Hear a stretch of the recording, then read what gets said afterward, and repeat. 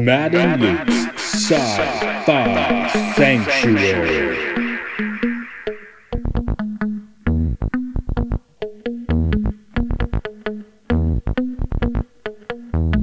The year is 3013. The galaxy is scintillating in the mellow light. Two galactic pilgrims seek out vistas in the samurai future to bring forth the unity of the cosmic shaman. Opening the door of the pantheon of mystics, the evil sorcerer wizard powers the engine of science, seeking to forever alter the sacred balance, traveling on effervescent balls of summer fire.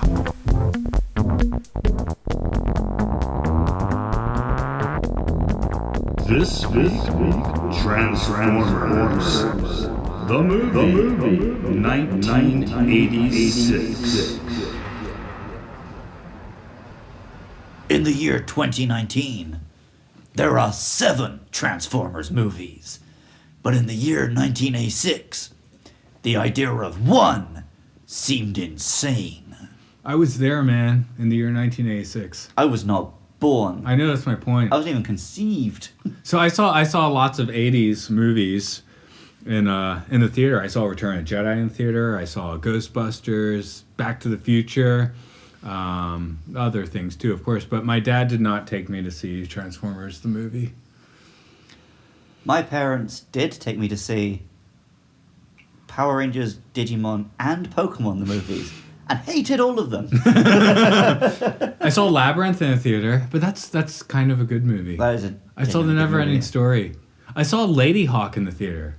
Wow. But I did not see Transformers the movie in the theater. In fact, coming with my experience, that summer, Transformers the movie was all the talk among the, 7-year-old first grade boys.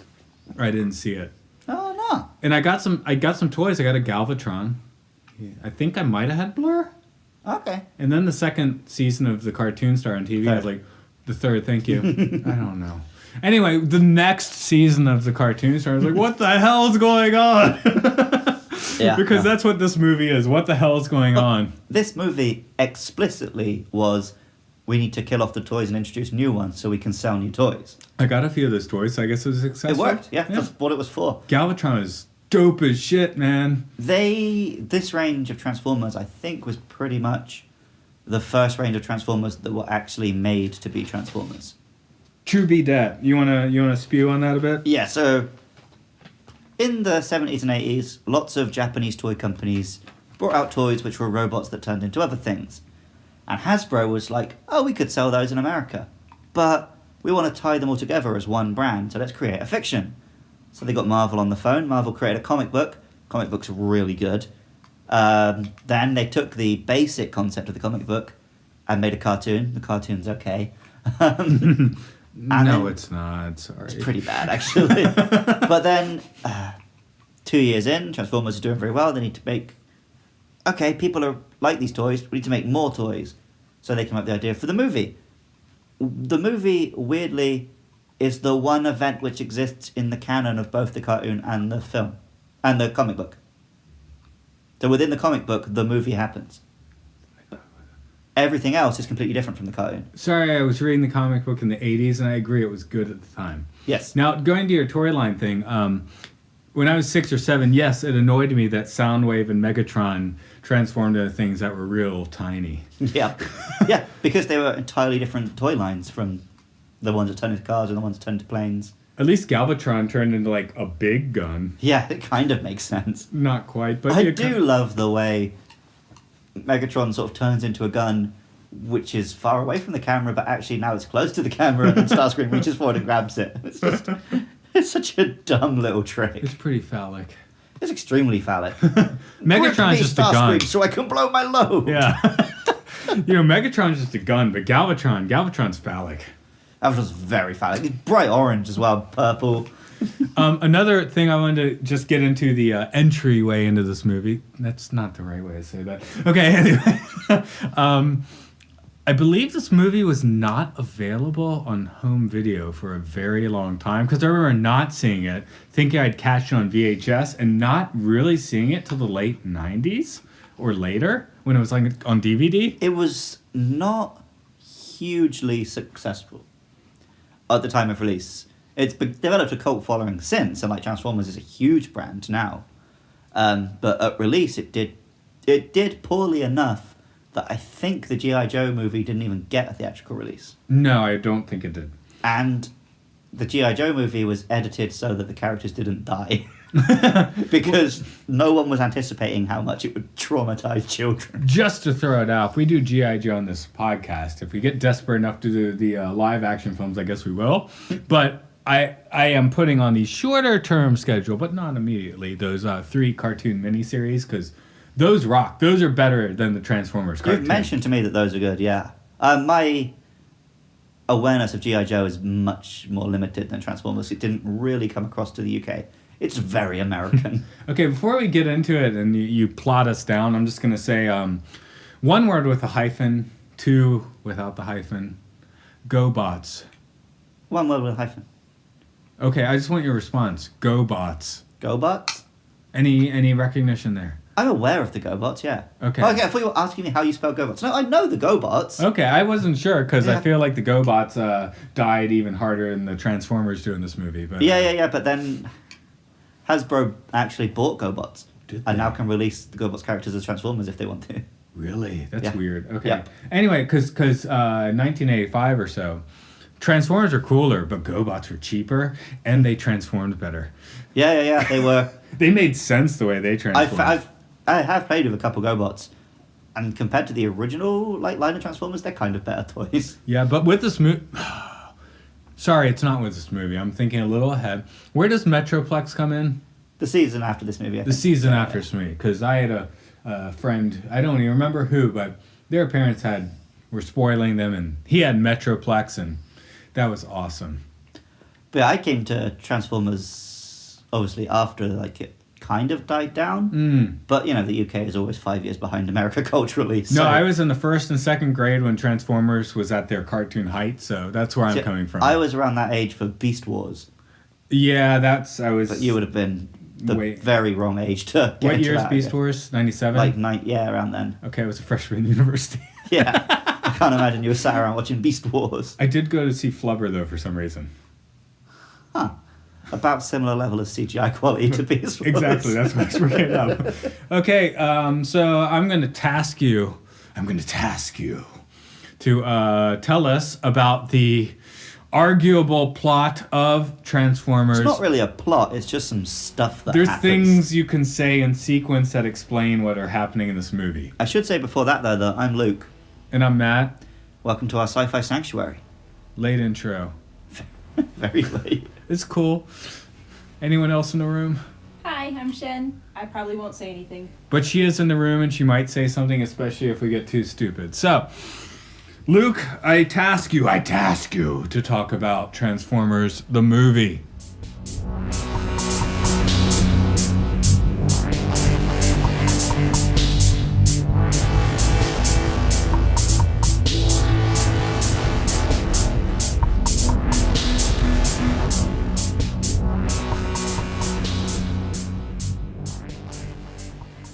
In 2005, the evil Decepticons have conquered their home planet of Cybertron, while the heroic Autobots operate from its 2 moons, preparing a counter-offensive.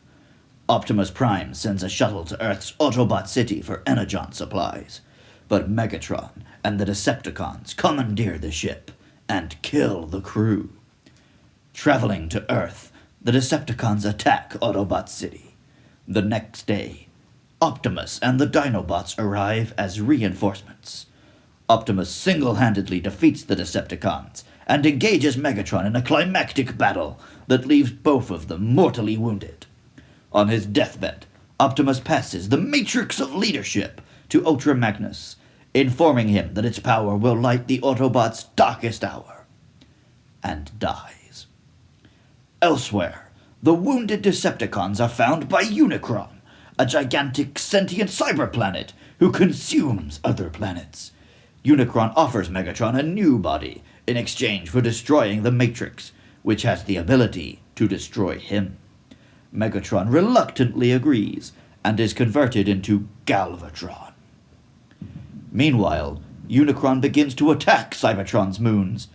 Just as the Autobots on Earth discover this, Galvatron arrives to eliminate Ultra Magnus. The surviving Autobots escape in separate shuttles, which are damaged by the Decepticons, and crash land on different planets. Hot Rod and Cup are taken prisoner by the Quintessons, multi-faced tyrants who hold kangaroo courts and execute prisoners by feeding them to the Shockticons. They escape their own trial, aided by the arrival of the Dinobots and the small Autobot Wheelie, who helps them find a ship to leave the planet. The other Autobots land on the Junk Planet, where Galvatron explodes Ultra Magnus and seizes the Matrix, intending on using it to control Unicron. The Autobots reunite and befriend the local Junkions, led by Wreck-Gar, who then rebuilds Magnus. Learning Galvatron has the Matrix, the Autobots and Junkions fly to Cybertron, which Unicron, now transformed into a robot form, begins to destroy. Hot Rod confronts Galvatron, who tries to form an alliance, but is forced into attacking Hot Rod by Unicron. Hot Rod obtains the Matrix, which converts him into Rodimus Prime, the Autobot that Optimus said would light their darkest hour. Rodimus tosses Galvatron into space and uses the Matrix's power to destroy Unicron from the inside.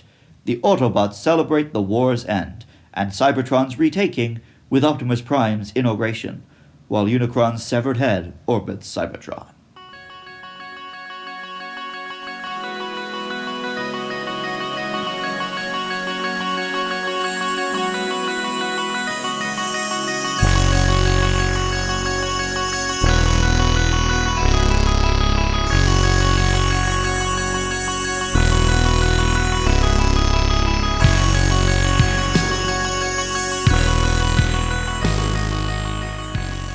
So do you know why this is a masterpiece? Soundtrack? It's Orson Welles' last film. He made Citizen Kane.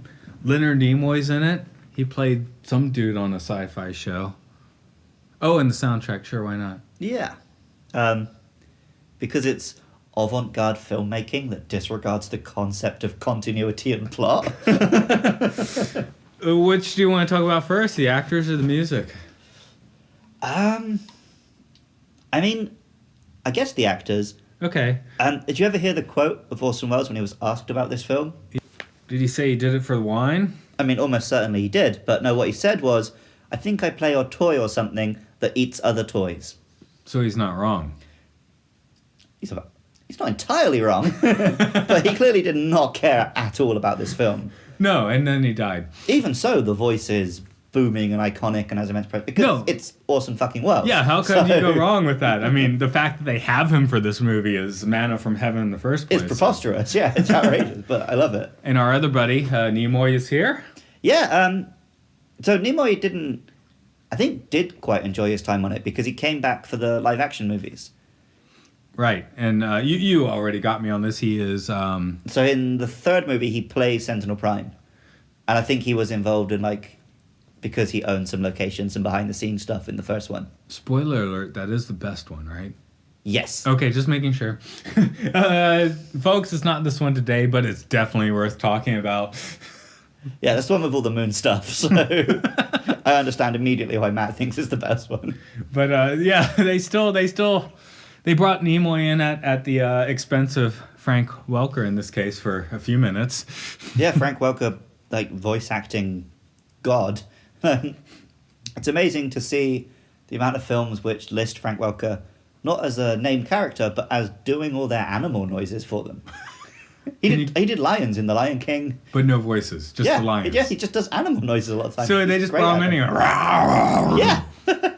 That's hip. Yep. Okay, this is why, in 2019, we can say, why wouldn't you give this guy his due? But 1986, they were snorting lines of coke and they didn't care. Yeah, and it's we want some big names. Grab Nimoy and... Well, I mean, even... Wine in a box. They kept Optimus Prime's voice actor, Peter Cullen, but they bump him off pretty early. So, right. Yeah, they pretty much... We don't want any of these TV guys. We want movie guys. This is a movie. His voice doesn't come back later. Peter Cullen. He's not a Rodimus voice or a... No. No, he's but Optimus returns at the end of season 3. No, of course, but we're talking movie. He plays various other characters. He is Ironhide. Killed. Is he? Yeah, Ironhide's killed. Yeah, okay. Yeah, I think everyone Peter Cullen plays is bumped off. So. Ironhide does have an ass of steel, though. Yep, he does have an Ironhide. So, yeah, I guess characters being killed. All of them, pretty much. Does anyone from original, the first couple seasons of the cartoon or comic book survive this? A few do. The only one they make a point of showing us survived is Bumblebee. You can't kill Bumblebee. They couldn't kill Bumblebee and Spike, so those two get to survive. Although, immediately in the cartoon, Bumblebee gets a new body so they can sell a new toy. I have a note here. I don't remember, but I'm pretty sure Spike's gonna die. He sucks. But then he didn't die, did he? He didn't die, he's just not in it much. He's got a son take over. He also gets to say, "Oh, shit!" That is true. That's hardcore in 1986. A lot of the DVD that me and my brother had as a kid didn't have that line. It's cut. I'll get back to I just didn't see this forever because of home video weirdness. But so diving in a little deeper, we talked about the actors. Are we talking about the music? We go to the beginning. First, we get like this bizarre Marvel logo. Those are intense. Intense. It's just, now that we're used to seeing the modern Marvel logo, this one blows your mind, man. Yep. And then we got Unicron, and he takes us straight into a Kate Bush video at the beginning. Or just the people just milling around on their planet? Yeah, man. Cybertron, they do it better in the modern films, I think, but, robots are just living it on Cybertron. Drunk-ass robots. I like the scenes on Cybertron in the modern films. You can't imagine them having a life. It's like, oh yeah, the war looks cool. What did they do before the war? What did the Transformers in the movies do on like their day off? Drink gasoline and get crunk. Yeah, you see that in the comics, but I just can't really picture it with the cinematic Cybertron we see is just, it's like Warhammer 40k. In the dark future, there is only war. And then it slams from that into just hardcore title card with the theme. More than meets the eye. There's also some Seinfeld slap bass. That was fun. It is very 1986 in this film. Are we getting into the elephant in the room here? The elephant? Oh, should we reach out and touch the elephant?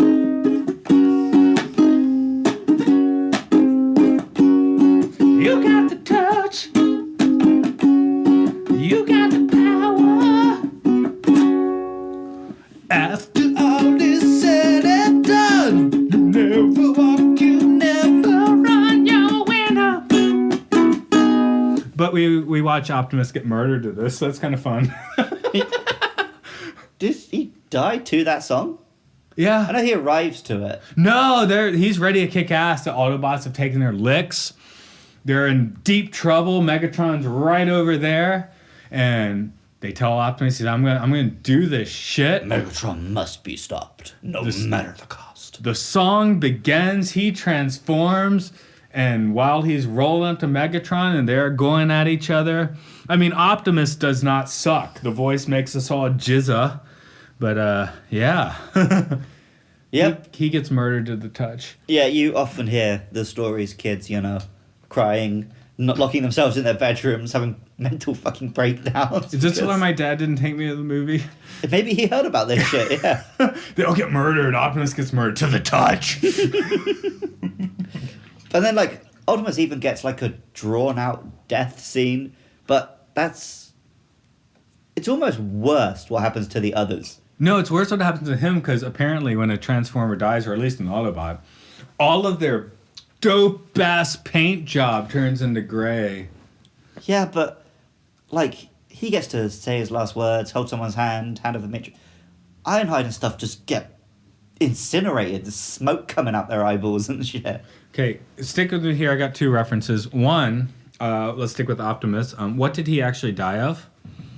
Getting shot a little bit? Prostate Not even much. cancer? I thought it was prostate cancer. This is from one of those dumb YouTube videos. It is. No, it's Robot Chicken, man. It's legit. Oh, yeah. It is Robot Chicken. Anyway, that was my thought when he's dying. He's like, it's not Megatron.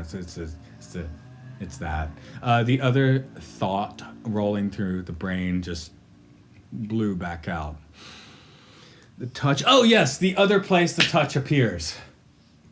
At the And when he becomes Rodimus? In a completely different movie. Oh, Boogie Nights. Yeah, when Mark Wahlberg's Dirk Diggler is failing on his porn career, what does he do? Get the touch? Well, he tries to get the touch. He wants to start his music career and does the worst version of this ever. Worse than the one I did on ukulele for you a few minutes ago. Wow, I need to rewatch that film. Yes, you Mark do. Wahlberg, who also comes back for Transformers. You're right, the circle is complete. Yeah, living in a simulation. And The Matrix. Yes, we get The Matrix here. We get The Matrix of... Leadership. Sorry, I So, forgot. Prior to this, the Matrix is a thing in the comics. But in the comics, it's literally just a computer code, which is how they make new Autobots. Optimus Prime just has a code in his head which can write new Transformers. Could it be like a shiny, glowy thing in the comics and we just Well, don't they see it? they were after the film. That's what they say. Okay, But there we up go. until the film, that wasn't the case. It Yeah, was just because you code. don't want to screw up your continuity in Transformers. Let's not even go there. Which one? All of them. You never screw it up. All one contiguous. Okay, I have a note here. I'm just going to scream it out. I wrote it like 4 times. You can respond however you want. I'm Blur, I'm on crack, I'm on crack, I'm on crack, I'm on crack, I'm Blur, I'm on crack! I hate Blur. Shut up. I think I had a Blur toy. So did I. The toy was cool. I like the toy.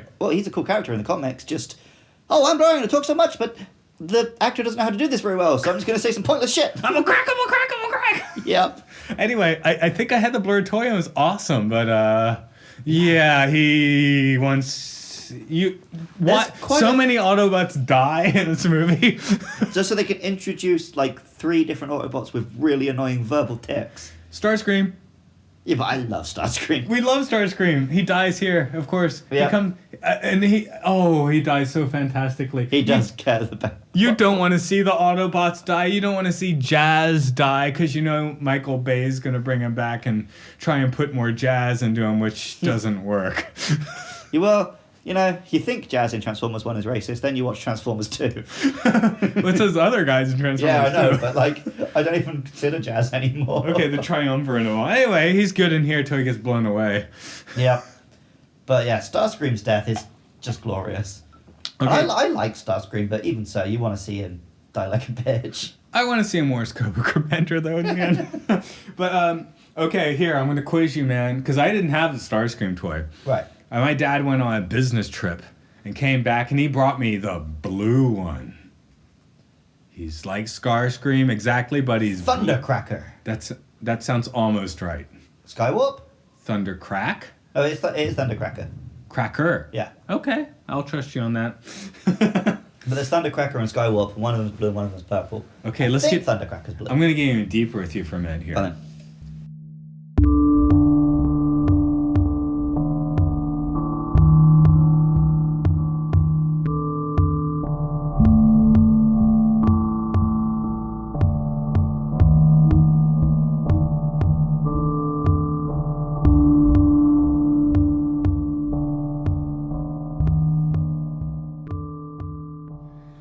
Anyway, there's quite a bit of apocalypse going on here that does not happen in the TV show.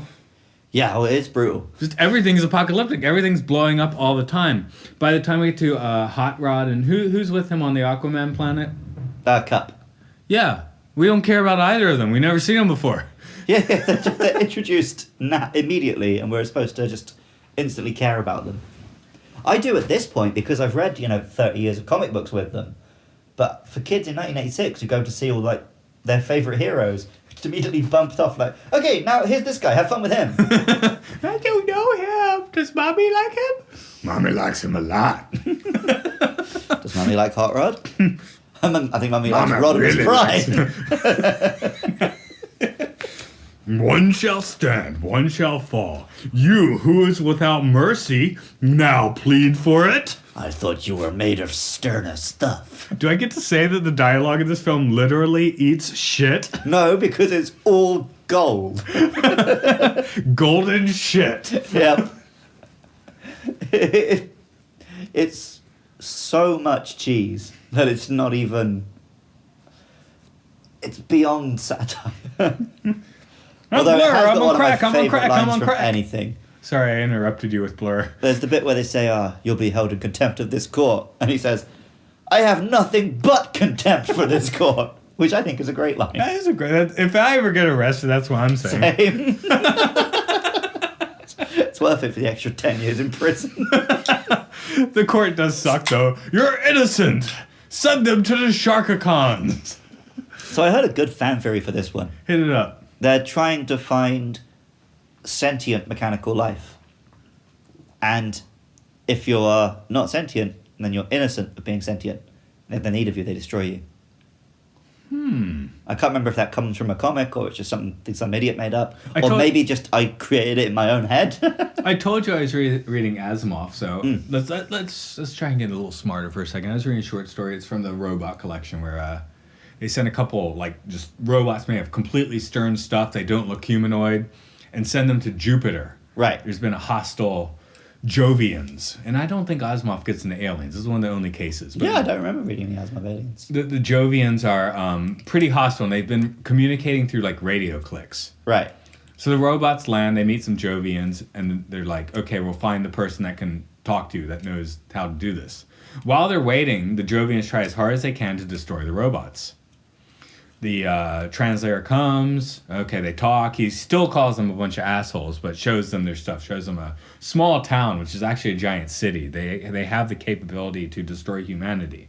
Okay. They keep trying to destroy them. At the end, they're like, do you have a force field? And they're like, yeah, we've got this. We can fly through space. And they know that will destroy humanity if they have this. Right. But then they're like, and they're like, what about you? Well, we just fly in our spaceship. They're robots. They don't need air. They don't need atmospheres. Their spaceship is open, like a transformer, just an open sieve. And they're like, just go away, get away from us. And why'd they do that? We never told them that we weren't the humans.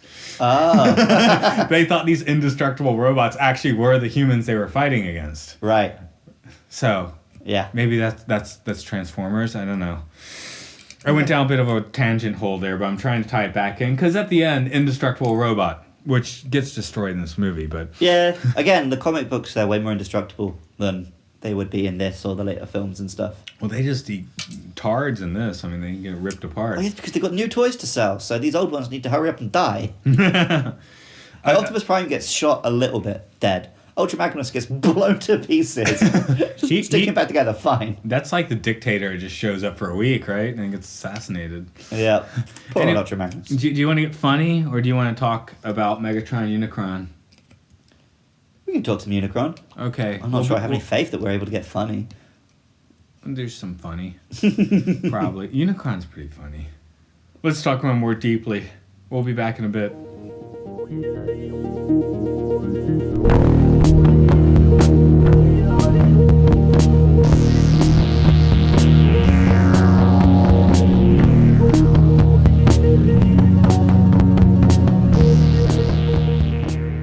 So it's not just that all of our familiar and favorite characters are being blown away.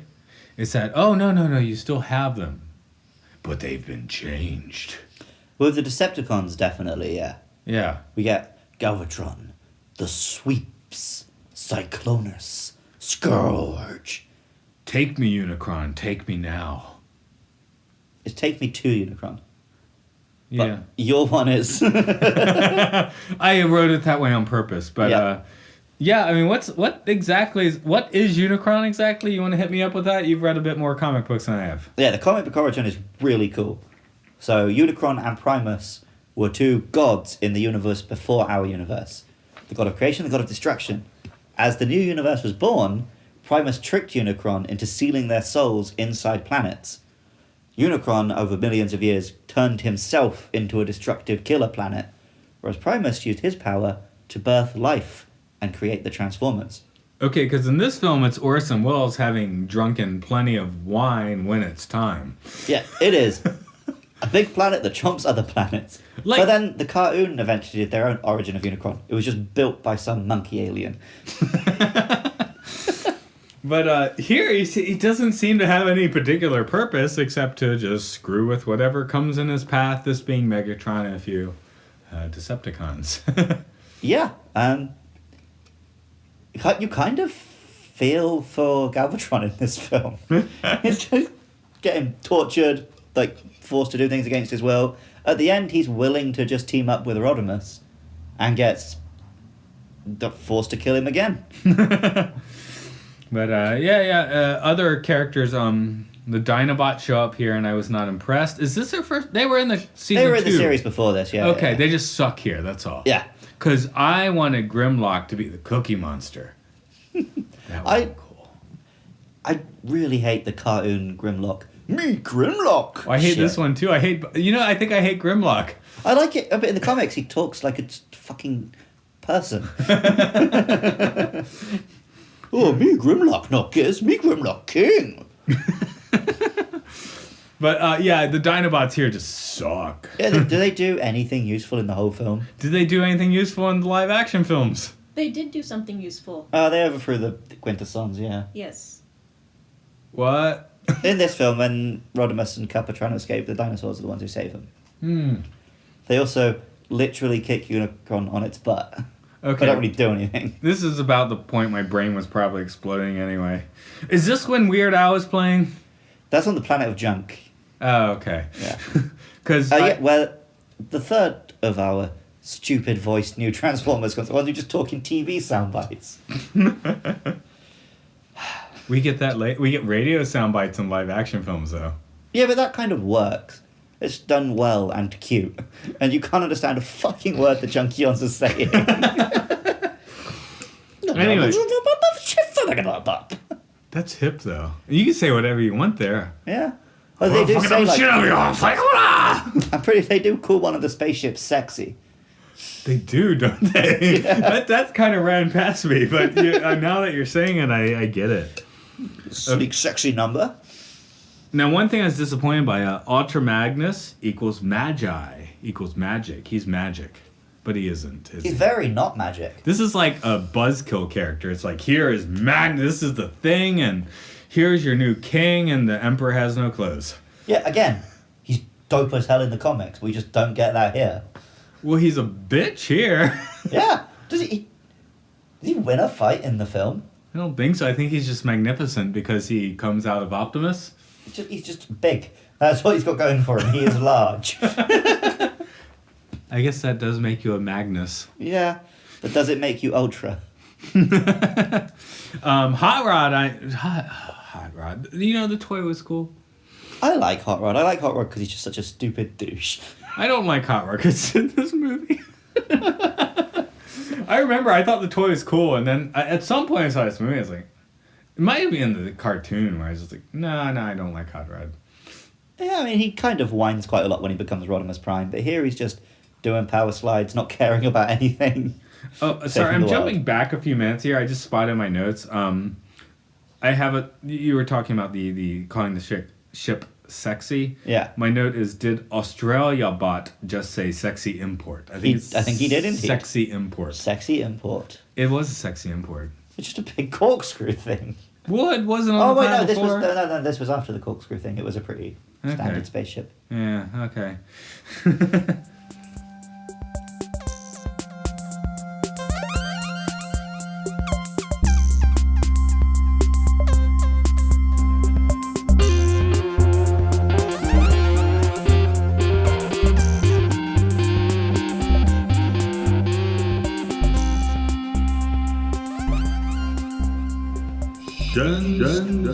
Corner.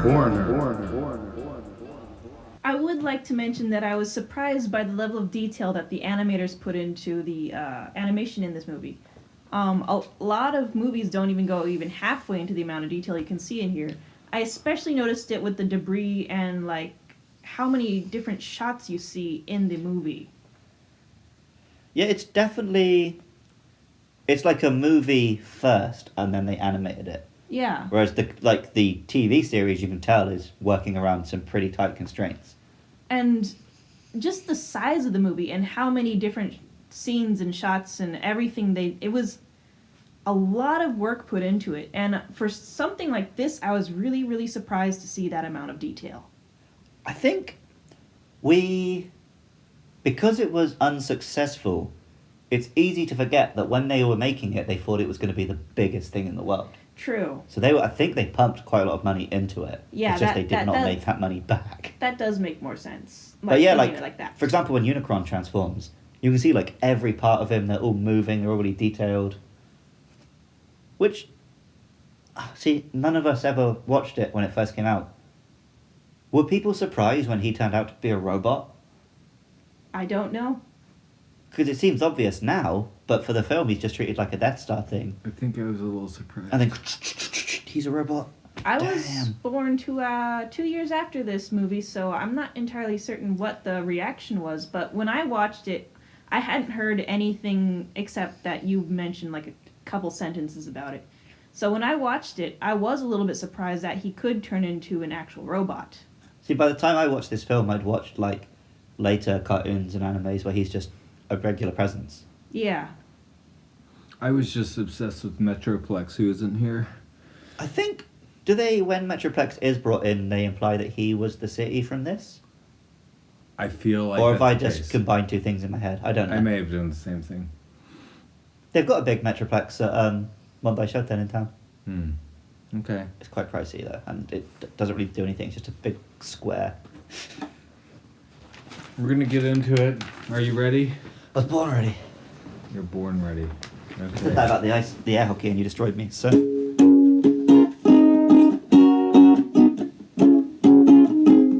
You got the touch. You got the power.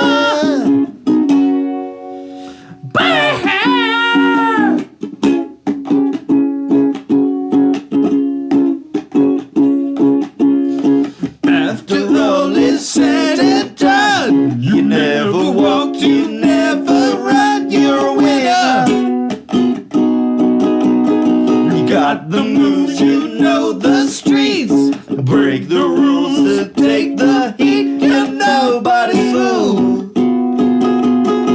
You're at the best when the going gets rough. You've been put to the test, but it's never enough. You got the touch. You got the power. That's enough, isn't it? It was enough before we started.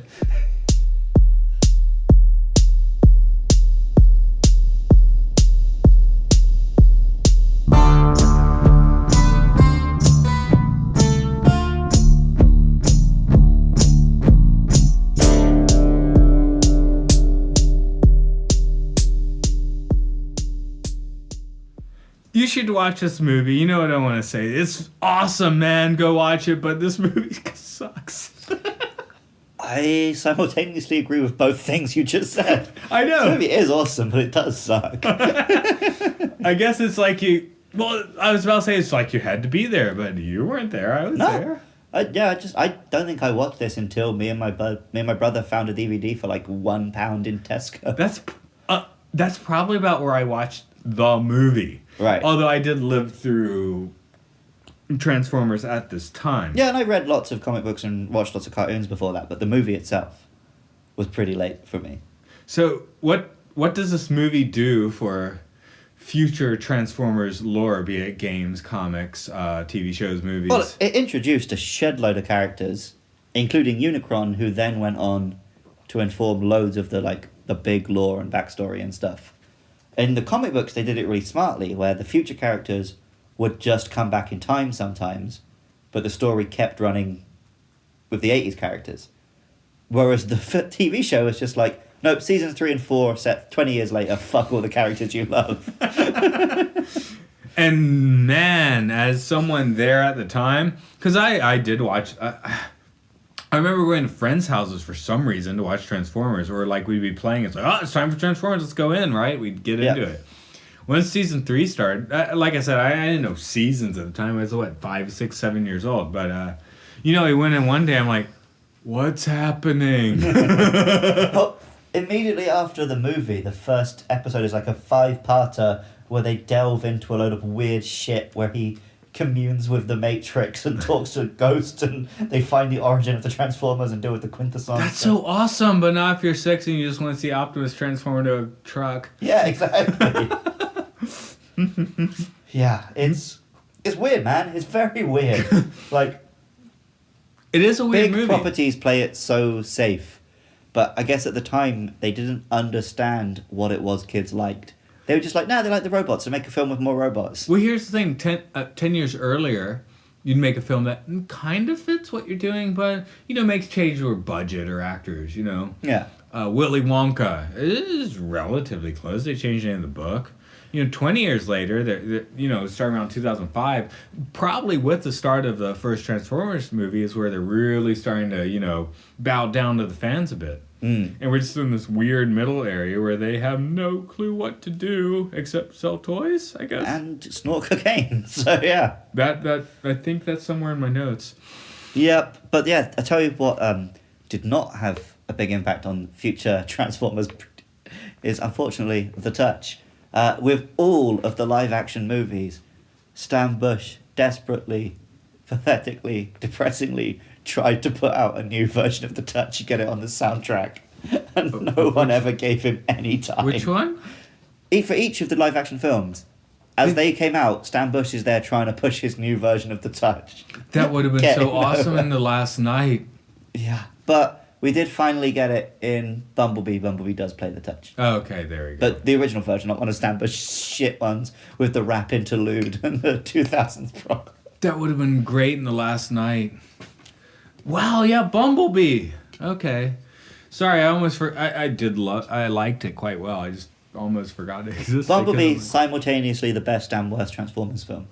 He's not in this movie much. Does he show up? He shows up briefly. He's hanging out with Spike. So they both almost die and then don't die. But yeah, he's not in it much. And then immediately after this, he gets upgraded to Goldbug so that he has a new toy.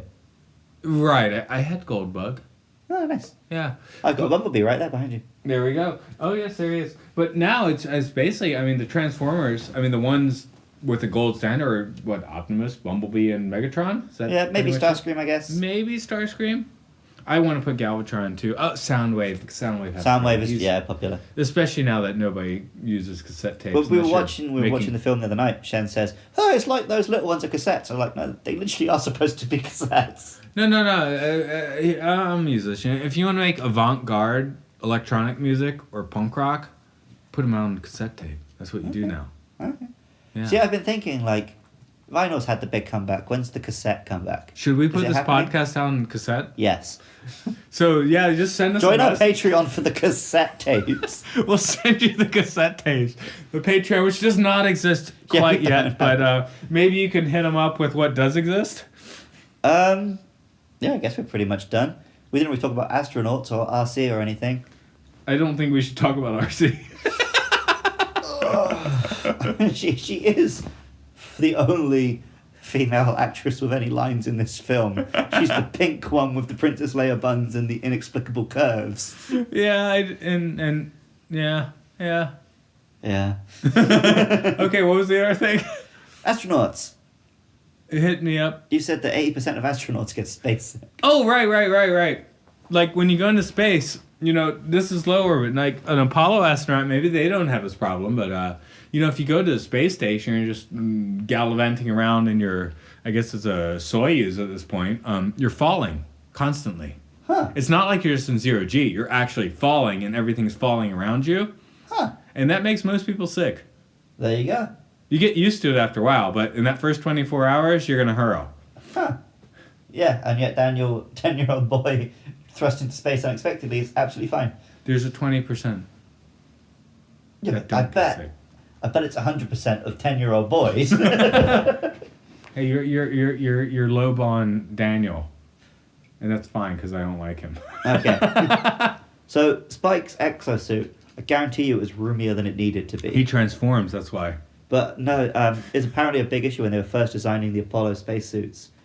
They obviously needed the little cup they can slot their member into and pee through. That's because Alan Shepard on the first Mercury that went into space pissed himself in space. All of the astronauts were saying their dicks were bigger than they really were, so the spacesuits weren't working. So NASA renamed the sizes to large, extra large, ginormous, so they wouldn't feel bad about saying they need the small size. Just times two, that's all. That's all. It's the McDonald's thing. They don't have small, regular, large. They have large, extra large, extra, extra large. Because no one wants to go into McDonald's and order the small. The grande. I haven't been to vent Starbucks since like 2007. 2007. Yes, that works. That works, but it's strange. It's strange, I agree, but it works. So we're almost at the point where we are further in the future from the year 2005 than the year 2005 was when this film came out. Do we have robots? Yeah, but they're shit. We've I got can't, awesome. none of them are Optimus Prime. We I mean, don't we've know. got drones that kill like little Pakistani That children. sucks. Do you think the secret space program has some cool stuff? Oh yeah, like Donald Trump's Space Force Station that's going to protect us all.